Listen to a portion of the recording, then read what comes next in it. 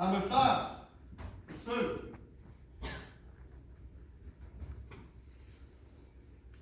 Chiefs. Women chiefs, women who are held in high esteem. It is an honor for us to be here tonight. My English name is Hapwalaksa, or Kirby Madoe, sorry. I'm nervous. My ancestral name, which comes from the Giksan people on the Skeena River, is Hapwalaksa. I come from the house of the night drummer. Our crest is the grouse that drums its chest. When you hear a grouse drumming its chest at night, that's who I am. My clan is the fireweed.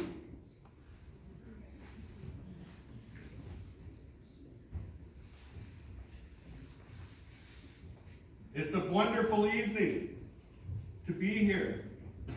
And Kadansta Guujaaw and I look forward to speaking to you and speaking with you.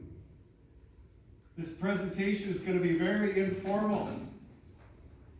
As you can tell, we haven't written anything down. Everything we talk about, we've learned in our lifetimes. And we come here to share it with you. And we are honored to do that. Kadansta,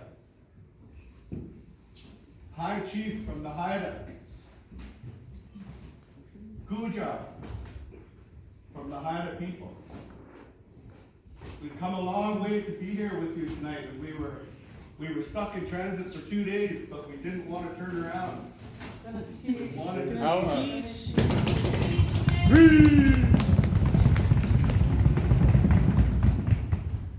I'll let Guujaaw introduce himself.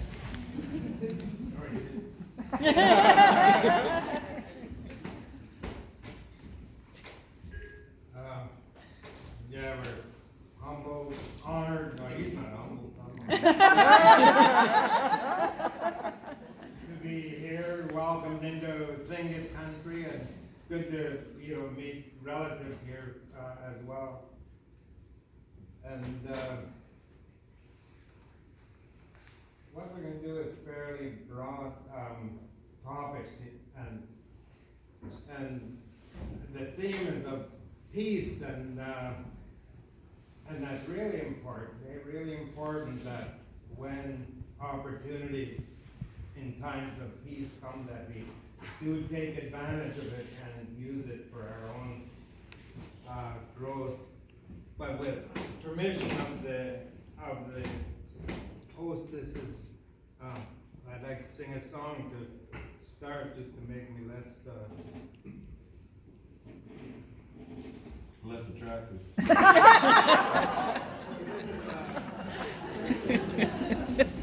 is a war song, but it's not about war. It's about looking inwards, about what you are, who you are, and what's at stake. Yeah, sometimes it doesn't work, but I'll try. Oh, hiya, hiya, wala,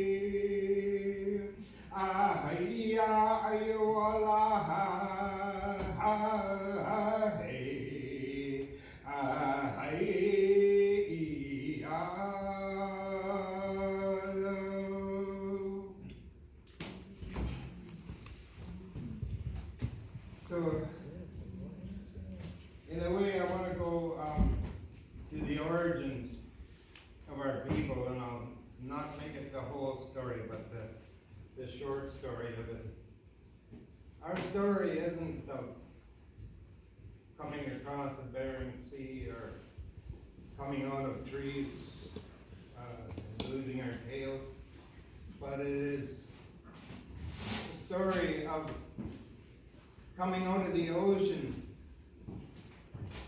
through the supernatural beings, the ravens coming from Skuulga, who is foam woman, and the eagles coming from Tilaquans.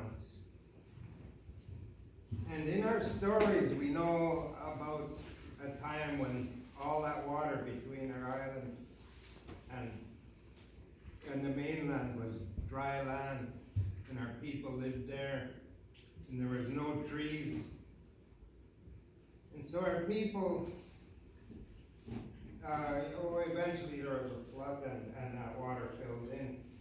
But our people evolved and changed through different tide changes. Plants changed. We didn't have cedar to build canoes for a long time. And all of that was myth until the scientists said, oh, geez, during the Ice Age, the weight of the ice pushed down that land and that Hecate Strait was dry and inhabitable lands, in fact, that corridor. And so all the people would have mingled at that time because there was hardly any place that we could have gone inland very far. And so once that land was separated by waters, and that's more than 10,000 years ago, our language evolved into an isolate language. So it has little to do with our neighboring people, except in later years, like the grizzly bear, we say hoods, like you do, because we don't have grizzly bears there, but we have the crest, which we've taken from here. And a lot of things become in common between the people along the coastline. If you go all the way to the north end of Vancouver Island, there's a unique kind of thing that happens, and up the Skeena, and that's where people use coppers. They use the sea lion whisker, chitki, and feathers. And all these things were from our people interacting and borrowing from each other, learning from each other. And so the fashions moved and everything became part of all of us. But those cultures, every one of them, our culture, is not about, the art in itself. It's about our relationship to the earth, the land that we live on, and it's reflected in our arts. So the arts is kind of celebrating that relationship.